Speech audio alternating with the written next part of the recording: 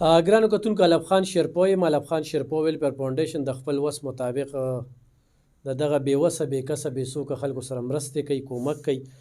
ګرانو کتونکو دا زنانه چې کومه ده د دې موږ دا درېیمه ویډیو ده چې کوو یې انتخایي مجبوره ده، پالج وهلې ده، دا درې بچي دي، خپلې خور په 3 لکه روپۍ باندې خرڅه کړې وه او بیا د هغه ځای نه راتښتېدلې ده او ډېر سخت ژوند چې کوم دی نو د دې تېرېږي. دې ماشومانو له ما بوټان ورکړي دي، دې ماشومانو له ما کپړې ورکړي دي، د دې ماشومانو نور هم ضرورتونه دي. دا دلته کې راشي په یو امید باندې زمونږ چې څه وسي او ورسره کوو. د دې هم په هغه بله ویډیو هم نمبر ورکړی دی او ضرور ورسره کومک وکړئ. څه وی په دې موقع باندې دغه وایم چې په زندګي ډېره دغه شوې سخته شوې ده. دا ماشومان دي کله د یو په در کله د بل په در، د چا راته اړه ښایي د چا بدي. ټولو د کور نه ویسه اوس راله کور چا راکړی دی، په هغې کې اوسېږو خو نه هم د اسباب درک لګي او نه هم د کټونو بس په ځمکه پراته یو. بس زندګي د تېرېږي خو ډېره سخت ژوند تېرېږي.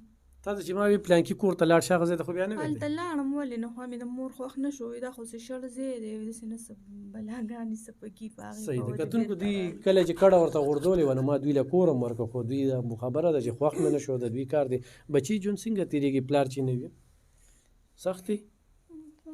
پلار یې تپوس کوي که نه؟ نه کوي، نه کوي، اړو کوي نه تپوس نه کوي.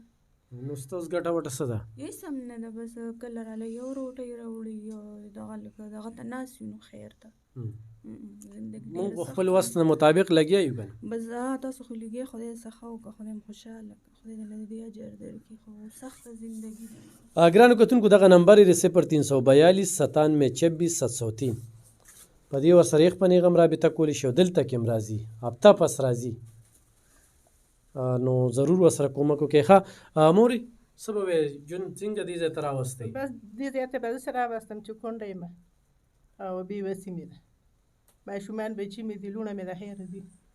نو بس هر څه چې راسره کوې بس ستاسو لاس ته بس ناست یو. ګرانو کتونکو دغه زنانه د کانګړې نه راغلې، د هغه بله زنانه د شب قدر ده. دا زنانه چې کومه ده نو دا سړېرونه ده، ځایي چې کوم دی د دې ځای دي. دا بیا په باجوړ کې واده شوې وه، د هغې نه دا 2 بچي دي که نه؟ دا 2 بچي او دا یې د بل خاوند دا لور او زوی مې د بل نه دي. لور خو دې واده کړه که نه؟ لور مې واده کړې.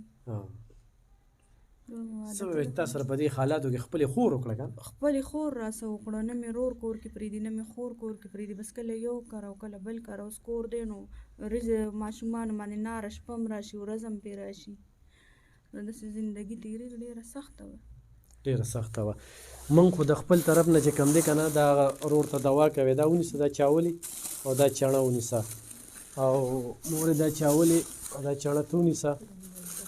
په ډېر څه قبول کې د ډېر څه حقدار یې. خو بس حالات داسې دي کتونکو په دې کې اوړه والي، چیني والي، چای والي، څه والي. زه دې ځای نه خو څه نه څه یوړل خو حقدار دي. خو علب خان شیرپو ویلفیر فاونډیشن سره ستاسو کومک او مرسته رواني. د دغه شانتې خویندو میندو موږ ملاتړ جوړېږو. د دې دغې زنانه چې کوم دي 15 لوریانې دي او سپلی هم ضرورت شته، پیزار هم په دې باران کې چې خپې بلې خپې وي نو ژوند ډېر زیات ګران دی. نو ضرور کومک وکړئ، مرسته وکړئ، تعاون وکړئ، یا په خپل چم ګاونډ کې د غریبانو خیال وساتئ. خوشحاله